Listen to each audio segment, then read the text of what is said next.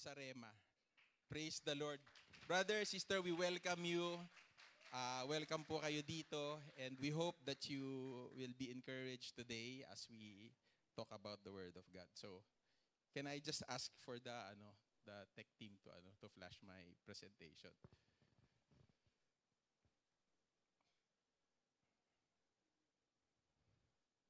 Sige, mukhang wala pa.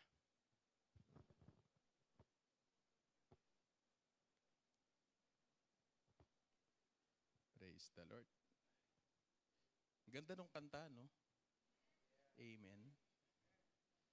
Sorry, medyo naiiyak-iyak ako. It's okay. It's okay to cry. Amen. As long as you're crying for the right reasons. And that is the Lord, di ba? Amen. Okay, so welcome to Rema. Sabihin mo nga sa katabi mo, welcome to Rema. Okay, today is Sunday, January 26 of 2025. This is the last Sunday of the first month of the year. Ang bilis po, ano? Parang kailan lang, kumakanta tayo ng Christmas songs dito ngayon. Magpe-February na. Ano nakakantay natin? Love songs na. Kasi magpe-February na. Okay? Ano po? Okay. So, ako po si Brother Mick. Ako po ang member ng Rema. Ako po yung head ng worship team. And today I was tasked to share the word to you. Earlier this week, I was meditating in the word. Although hindi to connected dun sa aking message today. But I came across 1 John 2, verses 15 to 17. Can I just request the team to bring the verse so we can read it together? If we have the amplified version, baka pwede yun. 1 John chapter 2, verses 15 to 17. If you also have your Bibles with you today or your phones, you can just pull it up. Okay, so sabi dito, do not love the world of sin that opposes God and His precepts, nor the things that are in the world.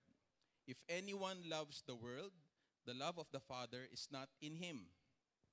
For all that is in the world, the lust and sensual craving of the flesh, and the lust and longing of the eyes, and the boastful pride of life, the pretentious confidence in one's resources or in the stability of earthly things, these do not come from the Father, but are from the world.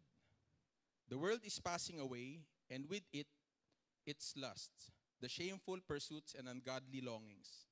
But the one who does the will of God and carries out His purposes live forever. Amen? Amen. Purihin ang Panginoon. So, nabasa ko tong verse na to, and tinitignan ko yung mga nangyayari sa paligid. Isa siguro doon yung ewan ko kung familiar kayo, although hindi naman tayo taga-Amerika, pero ano yung malaking balita doon? Sorry? Naban yung TikTok. Okay. Wala po akong TikTok, hindi ko po alam kung paano gamitin yon. Pero, nakakatawa lang kasi it became such an issue for so many people. Amen? So, mga tao, naghanap sila ng bakit ganyan, anong nangyayari. Okay, so by the way, binan yun kasi nagpo-post siya ng security threat sa Homeland Security. Okay, so tawag dito, ang na-realize ko lang doon, napakalaking part na ng buhay nating ngayon, yung social media. Agree ba kayo doon? Diba? Hindi na siya, para sa akin sa tingin ko, hindi na siya optional para sa ibang mga tao. Siguro kung taga-tribo ka, oo. 'Di ba? Pero ngayon nga yung mga isda, mga magsasaka, may mga vlog na eh. So napakalaking part na siya ng buhay natin, no? Buhay ng bawat isa. Okay? And I'm not saying that everything in SOCMED is bad. Not everything. Kasi ang dami mo nga rin natututunan. It is also a good platform for the Word of God to be shared, di ba? Sino sa inyo ang naka-encourage? Kasi minsan may mga nagpo-post doon ng mga teachings of the word. Taas ang kamay. Meron, di ba? Personally, I am. Okay, but not everything in although not everything in SOCMED is bad, makikita natin karamihan ng nakalagay doon, hindi naman good. Amen? Sineselebrate doon yung, people, you can see people, sobrang successful, sobrang daming ari-arian, di ba? Pagka nakikita natin, sobrang yaman or sobrang ano. Yung iba naman, sobrang ganda, sobrang sexy, di ba? Pero I was just reminded of this verse that we should not focus on those things. Amen? But we should focus on loving the Lord and do the will of God and carry His purposes. Amen? We should not be so much attached to those things. Amen? Na-realize ko, hindi pala dapat kinaiinggitan yung mga bagay na yun. Hindi dapat kinaiinggitan yung mga tao na yun. Amen? Bakit? Dahil sinabi dito, it will all pass. Lilipas din po. Amen? So, yun lang. So, I just want to encourage you today that to focus our attention to the Lord and not on the world. Amen.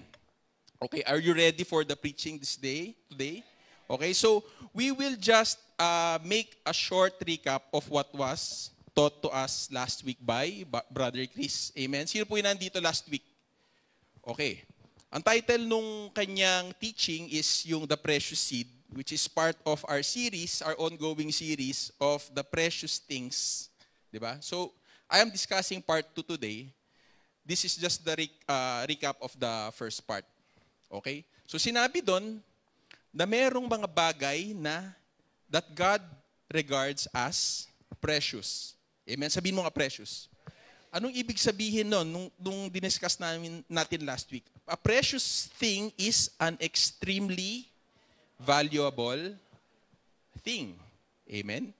Pagka sinabi mo, kung may isang bagay na valuable, pagka sinabi mo extremely valuable, napakalayo ng diferensya nun. Amen? And ano yung tatlong bagay na napag-usapan last week? Number 1, the blood. Amen? That is the precious blood of Jesus, which is obtained, which brought salvation to us, and obtained only by spiritual means. Ano pong ibig sabihin nun? Hindi siya kayang ma-obtain ng mga bagay na corruptible o yung nakikita natin, di ba? Gaya ng example last week, pag samasamahin mo lahat ng ginto, pilak, diamante, ari-arian, di ba? Salapi sa mundo, all those things summed up together cannot buy or purchase even one single soul. Amen? But the blood of Jesus, what? Paid for all. Sabi mo nga all. All of the sins of mankind. Amen? Ganun siya kahalaga. Hindi ko alam kung ilang bilyon, trilyon ang umiikot na kayamanan sa mundo. Pero isa lang ang sigurado. Hindi kayang bumili ng kaluluwa nung lahat ng yun. Amen? Tanging ang dugo lang ng Panginoong Hesus. Okay, number 2, the seed. Okay, the seed na sinasabi doon is Jesus Christ, the incorruptible seed. Diba? Sabi ng example ni Brother Chris last week, diba? The word of the Lord is the seed. Amen? And it is waiting to be planted in good soil. Amen? Yung example niya, merong isang buto na 2,000 years old. Sinubukan nilang itanim at nagulat sila dahil tumubo. Bakit? Kasi na-meet lahat ng conditions nung seed na yon para siya ay mabuhay o tumubo. Amen? I pray that this morning, our hearts will be good soil. Amen? Sino may gusto? Amen? Makatanggap. At yung makatanggap ng seed, sino gusto na yung seed na yon mag-grow sa kanyang puso o sa kanyang buhay? Diba? Lahat naman po tayo. Number 3, the gospel. The gospel is the good news of salvation brought by Christ. Amen? Ano po yung gospel? Na ang Panginoon ay gumawa ng paraan para sa atin upang tayo ay makonect o makalapit muli sa Kanya. Kaya natouch ako dun sa kanta kanina eh. Diba? Hallelujah, praise to the one who made a way. Amen. Okay. So the title of our teaching today is Honoring the Holy. This is part 2 of the Precious Things series. Our verse comes from 1 Peter chapter 2 verses 2 to 9. Samahan niyo po ako magbasa. Like newborn babies, long for the pure milk of the word, so that by it you may grow in respect to salvation. If you have tasted the kindness of the Lord. Amen? Para daw tayo ay lumago sa pagkakaintindi natin sa ating kaligtasan sa Panginoon. Amen? Sabi dito, if you have tasted, sino dito yung who have tasted the kindness of the Lord in his life, in her life? Amen, di ba? Pag sinabi nating taste, ano yun? Sample. O kaya tetestingin. O kaya ma-experience. Di ba, minsan pag may kumakain tayo, lalapit kaibigan natin, pa-experience naman yan. Di ba? O kaya patikim, o kaya di ba, pagka merong sinabi, ano pong talent nyo? Marunong po ako kumanta. Sige, sample. Di ba, ganun, inaasar natin ng sample. Ibig sabihin, gusto nating maranasan, gusto nating ma-test. Okay? Sa pagkain, gusto natin matikman kung what the person has to offer. Okay? So, if you have tasted the kindness of the Lord. Let's move on. Okay. Verse 4, and coming to him as to a living stone which has been rejected by men, but is choice and precious in the sight of God, you also, as living stones, are being built up as a spiritual house for a holy priesthood, to offer up spiritual sacrifices acceptable to God through Christ. Amen. Verse 6, for this is contained in Scripture, behold, I lay in Zion a choice stone, a precious cornerstone, and he who believes in him will not be disappointed. This precious value then is for you who believe, but for those who disbelieve, the stone which the builders rejected, this became the very cornerstone. Okay? So sinasabi diyan, meron daw ni-reject. Di ba? Yung stone na yon ni-reject daw. Okay? Sabi dito, those who disbelieve, pinapangunahan ko yung sarili ko. Sabi pala sa verse 8, and a stone of stumbling and a rock of offense to those who disbelieve.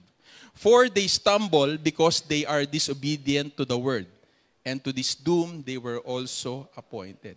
Di ba? Makikita po natin yan all over the place. Yung mga tao who disbelieve, they get offended by the word of God. Amen? Okay? Pagka po nakipag-usap tayo dun sa mga kaibigan natin na LGBT, we cannot get too biblical about them because pagka sinabi natin na word and it's about the thing, nagagalit sila. Amen? Okay? Next verse. But you are a chosen race, a royal priesthood, a holy nation, a people for God's own possession, so that you may proclaim the excellencies of him who has called you out of darkness into his marvelous light. Amen. Let us pray. Father God, we thank you, O Lord, for today. Maraming salamat, Panginoon, sa pagkakabasa, Panginoon, at yung pagbigay, Panginoon, ng iyong salita sa aming umagang ito, Panginoon. Dalangin po namin, Lord, na gawin mong good soil, O God, ang aming mga puso sa umagang ito. Lord, inaalis namin ang mga dawag, ang mga bato, Panginoon. And anything, Lord, in our heart and in our mind, Lord, that would hinder your word to be planted in our hearts this morning. Dalangin ko, Panginoon, that you will teach us to honor you as we listen to your word. Alisin namin yung mga distraction, Panginoon, yung mga cellphone namin na nag-vibrate, Panginoon. Yung mga gagawin namin sa bahay after this, Lord, after the service. Yung mga trabaho namin, Panginoon, Lord, teach us to just put it aside, Panginoon, to make way, Lord, for your word this morning. Guide me, Lord, as I speak and I share your word today, Lord. Let the Holy Spirit move through me, O God. At dalangin ko, Panginoon, yung mga salita mo lamang, Panginoon, ang maipahayag sa umagang ito, O God. Fill us and satisfy us with your word today. That, Lord, we may draw life from it, Panginoon. That it will sustain us, Panginoon. Not just today, not just this week, Panginoon, but all throughout our lives, Lord. We give you glory, O God. In Jesus' name we pray. Amen. Okay. So, becoming a spiritual house and a holy priesthood. Magfo-focus po tayo sa 1 Peter chapter 2, verses 4 to 5. Ang sabi po dito, and coming to Him as to a living stone, may mga hinighlight po akong mga words dyan, which has been rejected by men, but is choice and precious in the sight of God. You also as living stones, tayo daw po yun, mga kapatid, tayo rin. You also as living stones are being built up a spiritual house for a holy priesthood, to offer up spiritual sacrifices acceptable to God through Christ. Okay? So ang konteksto nito, ang sumulat po nito ay si Apostle Peter. Okay? Tapos meron siyang katulong na assistant niya, si Silvanus. So actually parang si Silvanus yata ang nagsulat nito. Pero ang purpose ng letter is to encourage the Gentile believers in Rome so that they will grow in their salvation and newfound identity in Christ. Okay? So, imagine natin, ito yung mga panahon na wala na si Jesus, maket na siya, at kumakalat na ang gospel all throughout the world. Okay?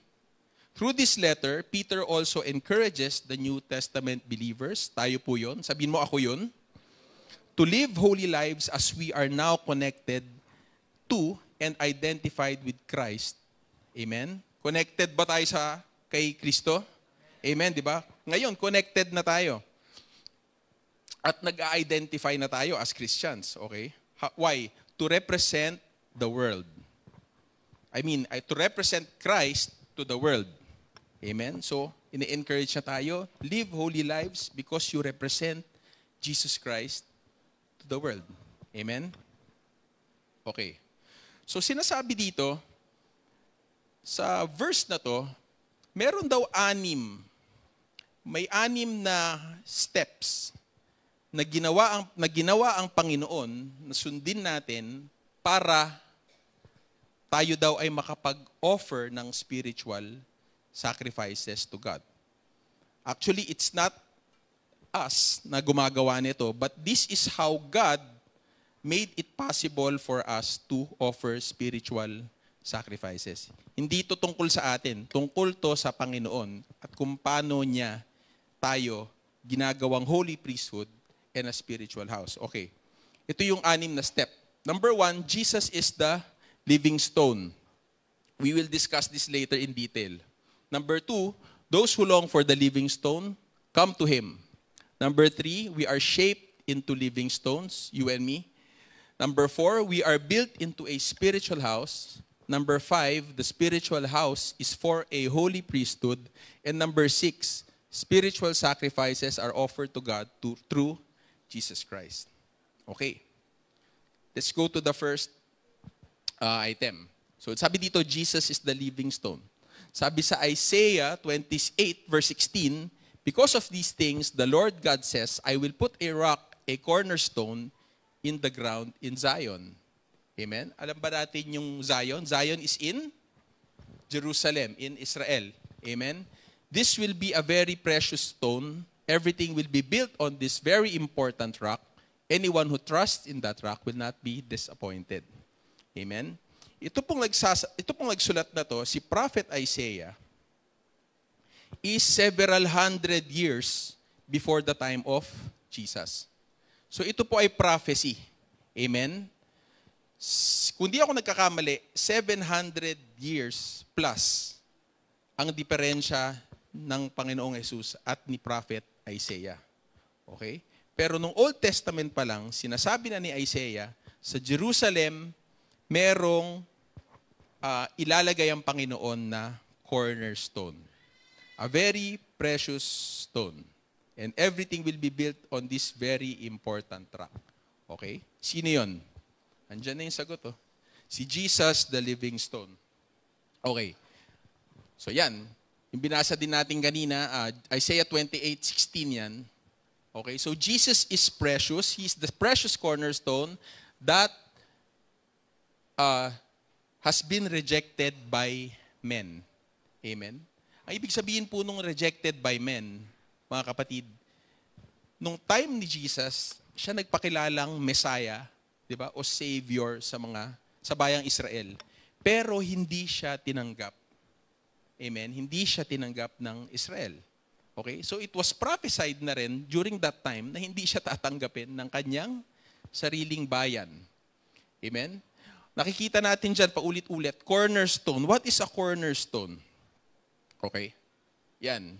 Kung nakikita nyo yung nandun sa green, yun yung tinatawag na cornerstone. Okay? In Eastern architecture, that is the most important item or part of the building structure.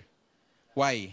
Because the cornerstone, number one, it provides the support for all the stones that will be laid on top of it and beside it.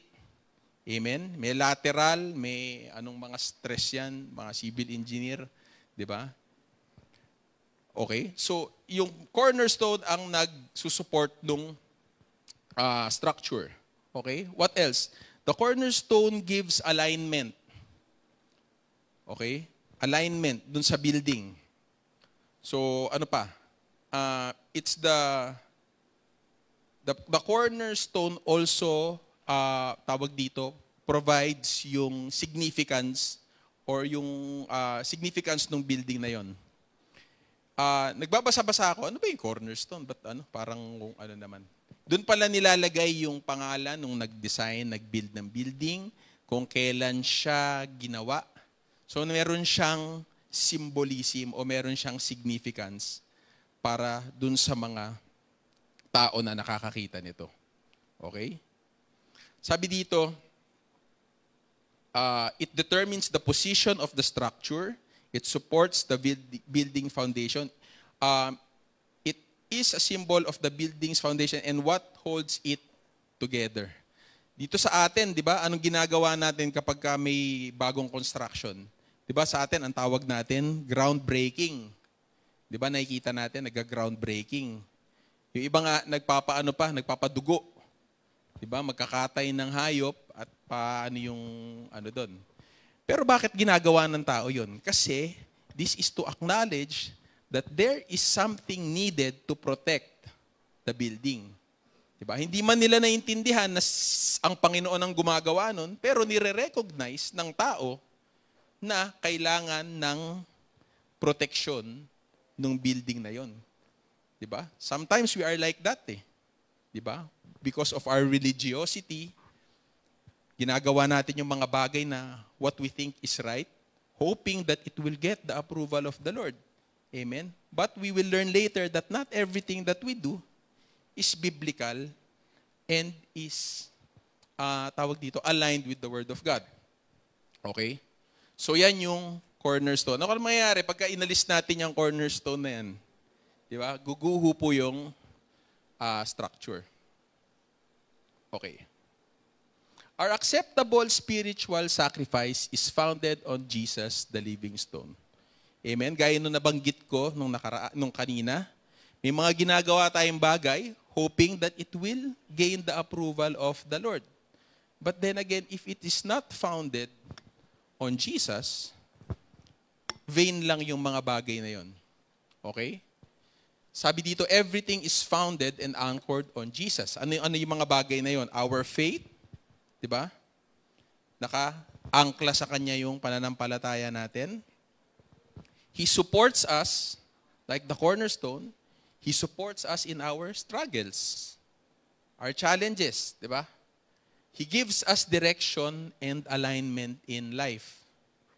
And also, He is the cornerstone, the one who gives our life meaning and significance. Amen? Simula nung nakakilala tayo sa Panginoon, nagkaroon ng mas malalim na meaning yung mga buhay natin. We are not merely living for ourselves. Amen? But we are living for the purposes of Christ. Number 2, those who long for the living stone come to Him. Sabi sa verse 4, di ba? And coming to Him. Okay? Gusto ko lang balikan yung verse 2 ng text natin. Like newborn babies, long for the pure milk of the Word. Amen? Diba? Pagka nakita tayo ng sanggol at nagugutom, ano ginagawa? Umiiyak, nag-iingay, nagrereklamo. At hanggat hindi mo pinapakain, hanggat hindi mo binibigyan ng gatas niya, hindi siya titigil. Amen? Pero may isang bata, nakita ko, binigyan mo na ng gatas, hindi pa rin humihinto. Ayun pala, gusto kakamutin lang yung likod. Kaso baby siya, hindi niya alam kung paano sabihin. Kaya, ayun, ang hirap, no? Ang hirap sa mga first time na mga magulang. Anong problema ng anak ko? Ayun pala, makakati lang yung likod. Anyway, long for the pure milk of the word, so that by it, you may grow in respect to your salvation. Every time we take in the word, every time we listen, every time we read, every time we spend time with the word, we grow into our salvation. We get a deeper understanding of what it means to be a Christian, to what it means to belong to Jesus, and how to live a life that is Christ-like. Amen? If you have tasted the kindness of the Lord, and coming to Him as a living stone which has been rejected by men, but is choice and precious in the sight of God. Okay? Anong ibig sabihin nung grow in our salvation? To progressively deepen and mature in faith. Pagka sinabi po nating salvation dito, hindi po tayo natatapos na nag-pray tayo ng acceptance kay Lord. Amen? Ay, brother, I have already prayed the prayer of acceptance. I'm done. No, it's not that. It doesn't work that way. Okay? We must grow. Pagka sinabi nating progressively, hindi yung ngayon, biglang bukas, nandun ka na kagad. Hindi. But you work on it every day, every hour, di ba, of your life. Patuloy mo na dinadagdagan yung pag-unawa mo sa salita ng Diyos. Another thing is actively pursuing a closer relationship with God. Amen? Sa isang tao na close yung relationship nila, anong common na element doon? Parang yung sinasabi ni Sister Nika kanina, nagsimula 1 year ago yung kanilang Bible study. Ngayon, buhay na buhay pa. Pero, ano ang common denominator para sa isang relationship na malalim? Okay? Isang elemento doon is time. Sabi mo, time. Do you spend time with God? In prayer, in His Word, in worship? Do we spend time? Kasi kung hindi po tayo nagsispend time kay Lord, hindi po tayo mag-grow. Okay? And the last thing is being Christ-like or imitating Jesus Christ. Okay. When we come in contact to the living stone, we do not remain dead. Amen? We become living stones ourselves. Diba? Sabi kanina dun sa binasa natin, diba? He is the living stones and you, who are also living stones, are being built up into a spiritual house. Okay? Yung buhay ng Panginoon, na i-impart sa ating mga mananampalataya. Okay? Hindi tayo nananatiling patay. Amen. Pag merong isang bagay sa buhay mo na sa tingin mo patay, okay? At araw-araw kang lumalapit sa Panginoon, inaalam mo kung anong sinasabi ng Panginoon sa salita niya with regards to that thing, and you grow in understanding with what God tells you about it, sa tingin mo ba hindi mabubuhay yun? Amen. Mabubuhay siya, di ba? Okay? So we do not remain dead. So ang number 2 is we come to Him. First is He is the living stone. And number 2, we come to the living stone. Yung pangatlo, we are shaped into living stones. Sabi sa verse 5, you also as living stones are being built up. Nakikita niyo po yung bahay na bato? Amen? Anong maano niyo sa kanya? Kung mapapansin niyo, yung mga pader niya, hindi siya pantay-pantay na na rectangle lang o kaya square lang, 'di ba? Iba-iba yung hugis. But then nagfi-fit sila ng maganda. Kasi kung hindi maganda yung fit niyan, konting hangin lang 'yan. Guguho yan. Amen? Sabi dito, like living stones, we are being shaped. Nakita na kayo nung gumagawa ng mga retaining wall, yung sa mga project ng mga DPWH. Anong ginagawa nila? Di ba binabawasan nila yung mga bato o yung mga adobe na nakukuha nila para mag-fit siya dun sa pagpapatungan na panibago? Amen? Parang ganun daw po tayo. We are being individually shaped into a stone that the master builder can use. Ngayon, yung pagtanggal ng ganon, yung pagtiktik ng ganon, minsan po hindi masarap sa pakiramdam. Agree po kayo doon? 'Di ba? Masakit sa pakiramdam 'yun. May tinatanggal yung Panginoon, 'di ba? Kunwari, yung pagyoyosi mo, tinatanggal niyang ganon, ang hirap. 'Di ba? Sinasabi natin. Ang hirap. Diba? O kaya yung kinakasama mo na hindi mo naman asawa. Diba? Tinitik-tik ng Panginoon kasi sabi niya sa salita niya. Diba? Pero anong ginagawa? Tinitik-tik niya. Ang sakit, ang hirap. Ang hirap pakawalan. Diba? It is challenging, sometimes painful, as God removes parts that are not suitable. Amen? Now, ang sinasabi nito sa ating lakad Kristiyano, hindi po lahat walk in the park. Hindi po lahat masaya, mga kapatid. Lalo na kapag sinusunod natin ang salita ng Panginoon. Amen? Pero ano po ang resulta? The result is a stone that fits the builder's master plan. So pagka nag-fit ka dun sa plano ng Panginoon para sa'yo, lahat ng kailangan mo, isusustain niya. Kasi aligned ka dun sa plano niya. Amen? Diba? So, ang ganda na hindi natatapos na buhay tayo, kailangan baguhin tayo. Kailangan merong i-adjust sa atin para tayo maging spiritual house. Ito na yun, number 4. We are built into a spiritual house. So, meron na tayong cornerstone, meron na tayong living stone na tayo. At anong purpose nun? Tayo daw ay pinagsasama-sama. Diba? Pinagdidikit-dikit upang mag-build into a spiritual house or a holy temple of the Lord. Amen? Okay? Sabi dun sa, nakalimutan ko yung verse, ang Panginoon hindi siya tumitira sa templo na gawa ng tao. Amen? Ano ang tinitirahan niya? Ano ang dwelling place ng Panginoon?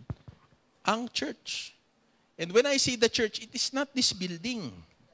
Amen? It's the people in this building constantly being shaped into Christ-likeness, being built into a spiritual house so that the Lord will have a dwelling place.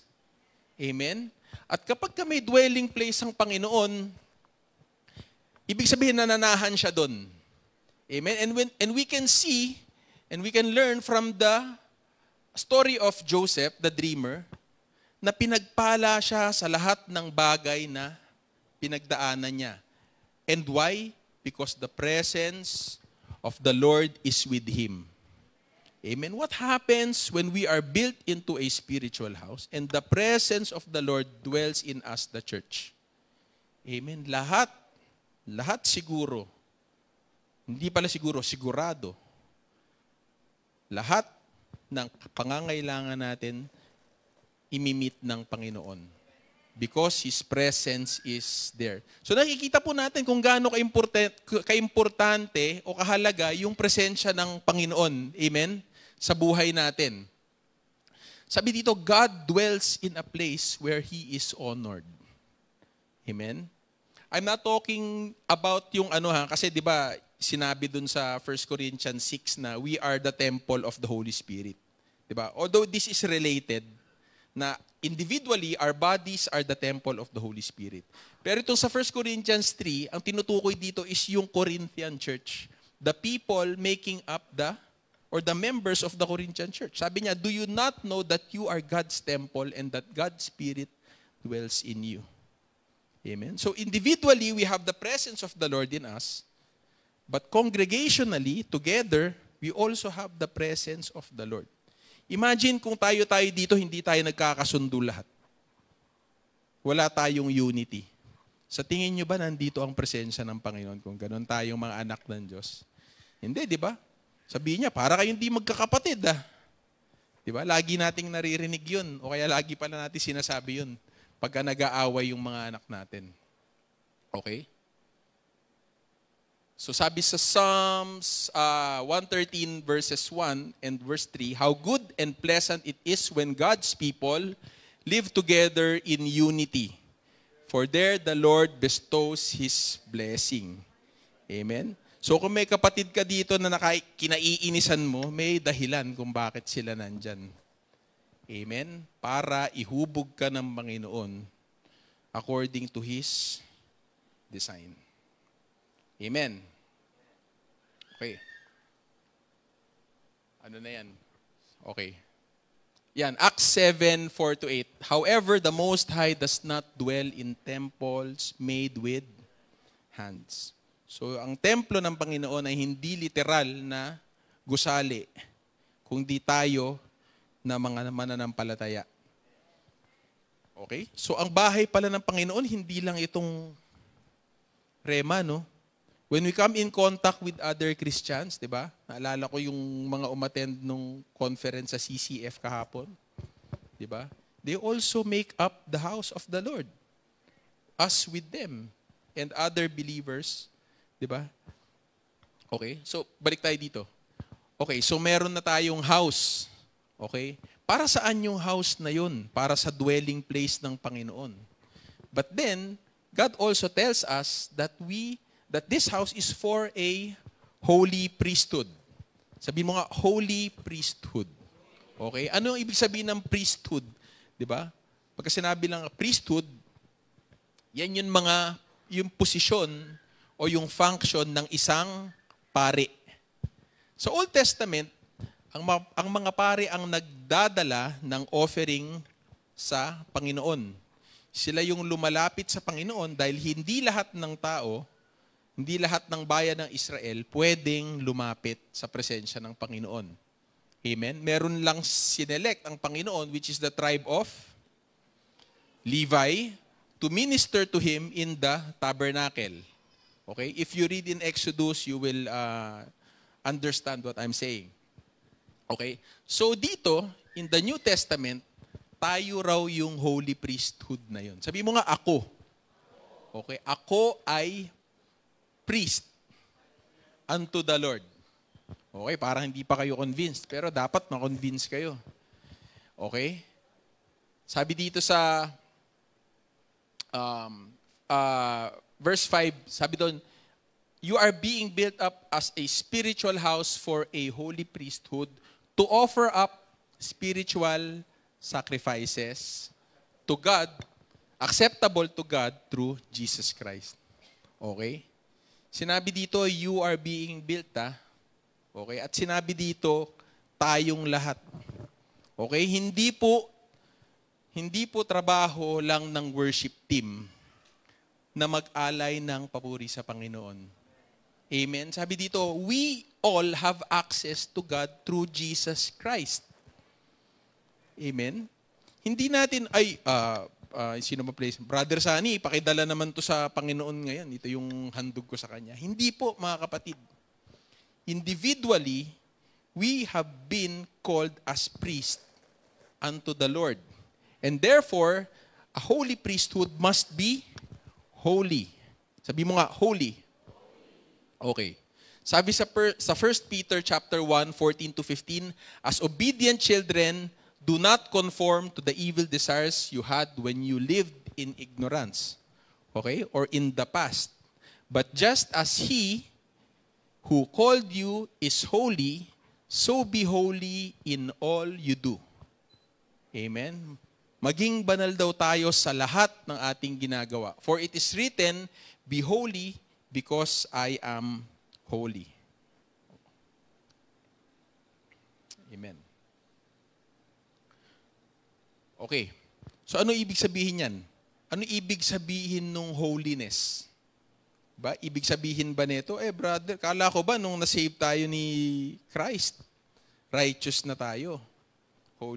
Righteous na tayo, holy na tayo, acceptable na tayo kay God. That is true. But every day, we struggle with the world. Amen? And our daily struggle with the world can defile us. Amen? Pagka sinasabi natin dito na we keep our holiness, ibig sabihin, pinoprotektahan natin yun. Ginagawa natin yung kalooban ng Panginoon sa araw-araw. Anyway, pinangungunahan ko yung sarili ko. Nandiyan pala yun, mamaya. Okay, we all have access to God through Jesus Christ. So we are now a spiritual house and also a holy priesthood. Okay, ito na yung number 6. So when we have the holy priesthood, spiritual sacrifices can and are offered to God through Jesus Christ. Okay? Sabi sa verse 5, to offer up spiritual sacrifices acceptable to God through Jesus Christ. Okay? So parang nag-full circle na siya, no? Una, meron tayong living stone to who we can come so we can be shaped into a living stone and built into a spiritual house and become a Holy Spirit unto God, offering spiritual sacrifices that only is acceptable to God when offered through Jesus Christ. Amen? Jesus is infinitely precious. Bakit? Kapag tinanggal natin si Jesus dun sa lahat ng napag-usapan natin yun, burado lahat yun. Amen?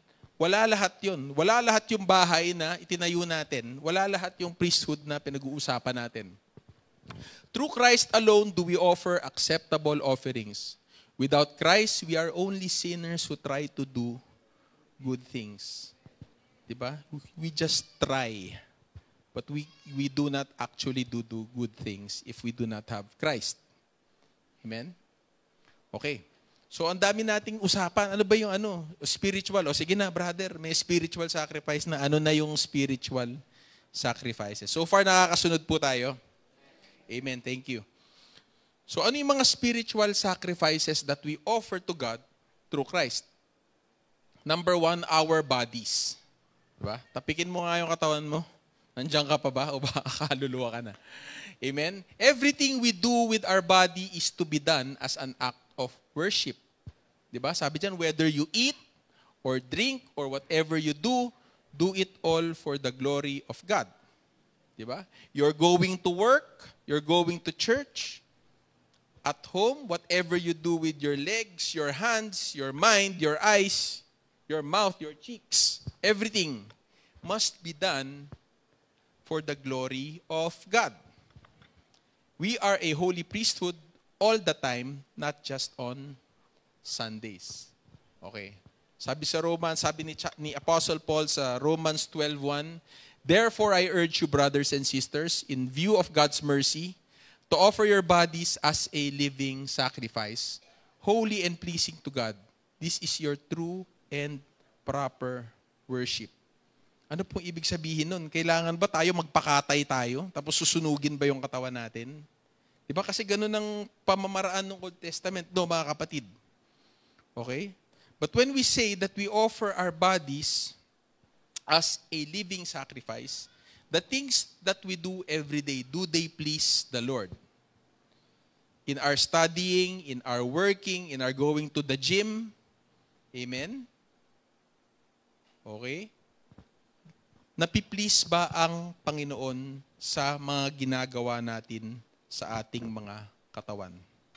Okay. So I leave that up to you. Okay.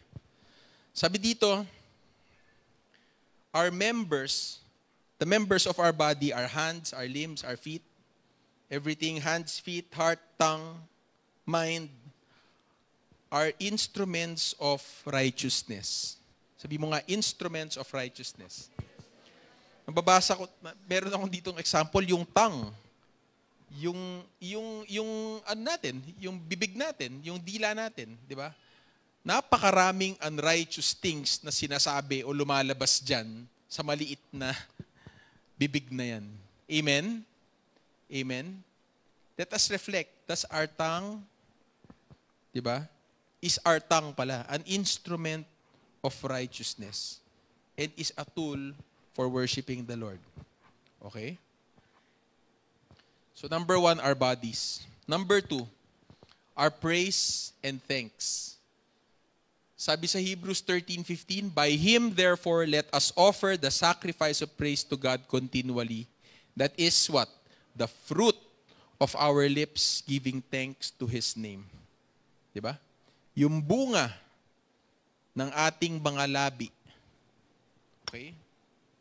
Ano bang mga bunga ng mga labi natin? Whenever we open our lips to praise and thank His name, di ba? Through what? Singing, yung ginawa natin kanina. Ano pa? When we testify or we give testimony, di ba? Pagka daw nagte-testify tayo ng kabutihan ang ginawa ng Panginoon sa bawat isa, ginagamit daw natin yon as our spiritual sacrifice to God.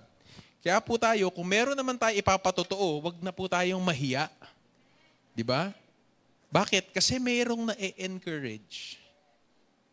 At yung mga salita natin, it brings life, di ba, to those who hear. Di ba? Na-encourage sila. Bakit? Ay, pwede palang gawin ng Panginoon yun. Nakikilala nila ng mas malalim ang Panginoon dahil dun sa sinabi mo o tinestify mo. Amen? So our testimonies, our singing, our spiritual sacrifice offered unto God. Okay, do we praise and thank God with our lips even outside the church? Amen, mga kapatid, nagmumura pa po ba tayo? Diba? So, nagchichismis pa po ba tayo? Diba? Wag na po. Bakit? Kasi bunga ng ating bibig ay ang ating papuri sa Panginoon. Luke 6:45 says, a good man brings good things out of the good stored up in his heart. Amen? And an evil man brings evil things out of the evil stored up in his heart. For the mouth speaks what the heart is full of. Okay? Sa naiintindihan natin, pag isang tao puno ng isang bagay, yun ang lagi niyang bukang bibig. Amen? Okay? So ano yan, yung tongue natin o yung lips natin is a revealer of what is stored up in our hearts. Okay, so our bodies, our praise and thanks. Number 3, deeds of love and acts of service. What are these things? These are things we do rooted out of love, or love is the motivation to meet the needs of people around us. Amen? It is simply doing good to someone. Diba? Okay? Dito sa Philippians 4:18, sabi dito, I have everything I need, I have even more than I need. I have all I need because Epaphroditus brought your gift to me. Okay, ang context nito, si Apostle Paul, nakakulong na siya. Okay? Ngayon, itong si Epaphroditus, parang nagsisilbing messenger niya. Okay, siya ang nagdadala ng mga sulat. And siya rin yung nagdadala ng mga offering ng mga kapatiran para tustusan yung mga pangangailangan ni Apostle Paul. Amen? Nakakulong siya eh.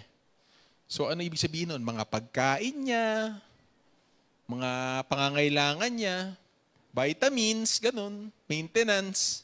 Hindi, baka wala naman siya nun. Pero lahat ng mga bagay na yon, si Epaphroditus ang nagpapadala. Galing sa Philippian church. Okay? Sabi dito, your gift is like a sweet-smelling sacrifice offered to God. God accepts that sacrifice and it pleases Him. Amen?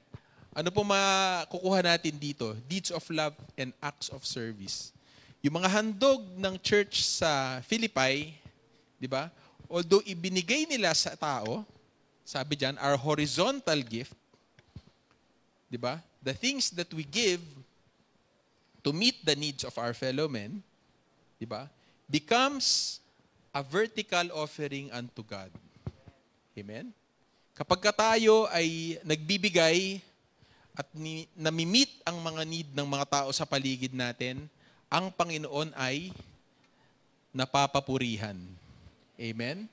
Okay? And God looks at the attitude of the heart that gives, not the amount. Di ba? Are you giving grudgingly or out of obligation? Or are you giving genuinely because you want to meet the need of the person? Amen? Hindi po tayo papunta sa offering, pero alam niyo po mga kapatid, ang ministry requires financial support. Amen? Hindi ito umaandar lang dahil pagbukas namin yon, nagpadala ang Panginoon ng may mga ginto, may mga Hindi po nangyayari yon mga kapatid. Pero ang ginagawa ng Panginoon, pinagpapala niya ang bawat isa sa atin. Diba? Para magkaroon tayo ng pagkakataon na magbigay. Okay? So yung gift natin to support the ministry is actually a spiritual sacrifice offered unto God. Okay. Hebrews 13:16, and don't forget to do good and to share what you have with others, because sacrifices like these are very pleasing to God. Amen. So yun pong tatlo yun. Ang mga katawan natin, whatever we do to our body, and by our bodies, are they pleasing to God? These are our spiritual sacrifice. Our praise and thanks, yung sinasabi natin. Parang naisip ko lang ngayon, napakalaking bagay pala ng bunga ng ating mga bibig. Di ba? Hindi sinabi, yung bunga ng mga kuko mo, o yung buhok mo na mahaba, balbas. Yung bibig. Kasi ang daming bagay na nagmumula sa bibig. Di ba? And number 3 is our acts of service and acts of love. Amen? Okay? So to wrap up everything that we have learned today, okay, from, through, and for Christ. Lahat ng ginagawa natin dito stems from Jesus Christ, done through Jesus Christ, and the reason for doing is Jesus Christ. Amen? The spiritual sacrifices acceptable to God through Jesus Christ are the deeds we do, the words we speak, the songs we sing, when you do them spiritually. Amen? Okay? The spiritual sacrifices we offer unto God get their power from the Spirit of Christ. Ano ibig sabihin niyan? It is motivated by the Holy Spirit. Nangungusap ang banal na Espiritu sa atin. Nangungusap ang Panginoon sa atin sa pamamagitan ng banal na Espiritu. Diba? They get their content from the Word of Christ. Gaya nung sinasabi ko kanina, may mga bagay tayo na nasa isip natin, magandang gawin, pero wala pala sa salita ng Panginoon. Amen? So a spiritual sacrifice acceptable to God, get their content from the word of Christ and have their goal in the glory of Christ. Di ba? Hindi yung glory ko. Amen? Di ba? Lahat ng nagsaserve dito, mga kasamahan natin, mga kapatid, we do these things not to gain anything for ourselves, but only for the glory of Christ. And flow from a heart devoted to His power and His word and His glory. Diba? Ito yung constantly coming, constantly going to Christ. Lord, I need you. Lagi tayong nagdodraw sa Panginoon. And after all that, yun lang ang kind of offering, of worship, of sacrifice that the Lord God accepts. Amen. From, through, and for Christ. Number 2. Okay, so we are a holy priesthood. Balikan ko lang to, di ba? So, lahat ginagawa natin para sa Panginoon. Pangalawa, tayo ay priesthood. Tayo ay kaparian. Hindi lang ako, hindi lang mga pastor dito, hindi lang mga ministry leaders. Mga kapatid, tayo pong lahat. It is not just the pastors, ministry leaders, or even the worship team. It is you and me. Sabi mo nga sa kapatid mo, it is you and me. Okay? We have access to God through Christ, all of us. We are to make our own personal sacrifice, di ba? To keep our holiness. Ano ibig sabihin po nun?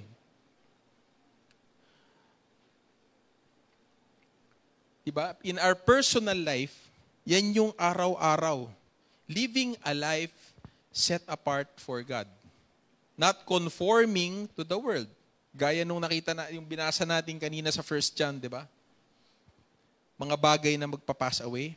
Number 2, in corporate worship every Sunday.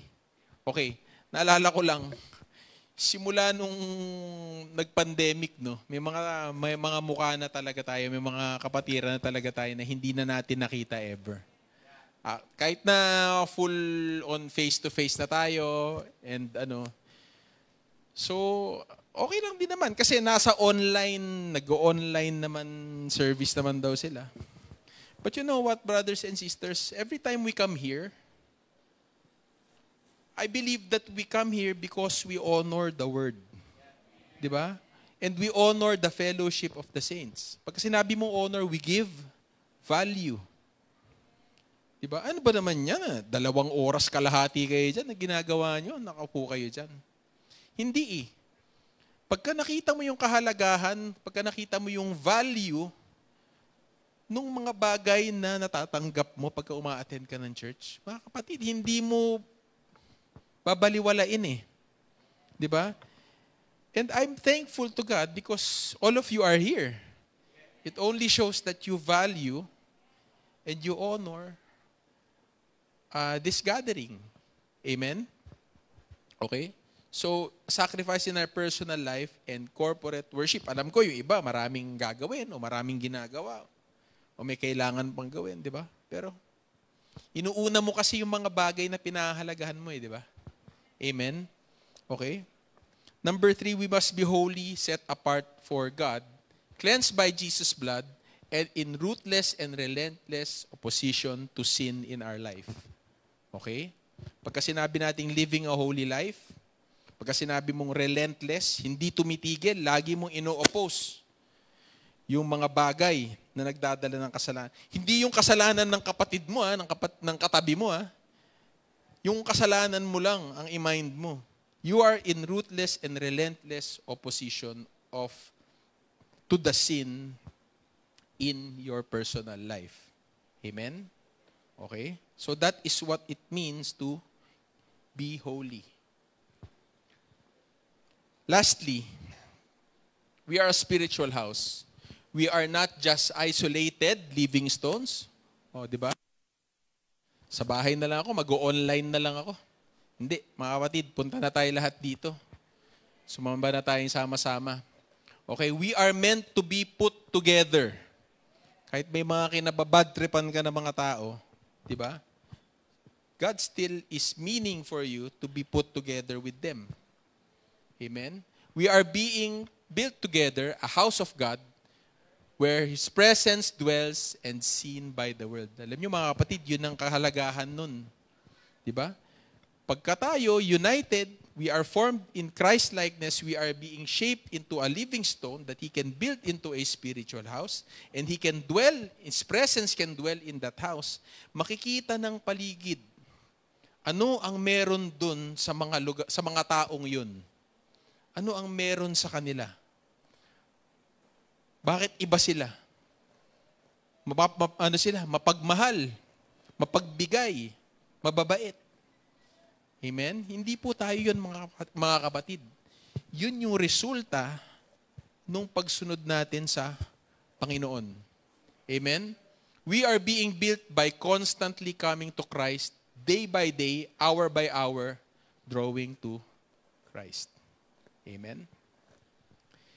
Okay, so this is our last verse. Basahin po natin. Now therefore you are no longer strangers and foreigners, but fellow citizens with the saints and members of the household of God, having been built on the foundation of the apostles and the prophets, Jesus Christ himself being the chief cornerstone, in whom the whole building, being fitted together, grows into a holy temple in the Lord, in whom you also are being built together for a dwelling place of God in the Spirit.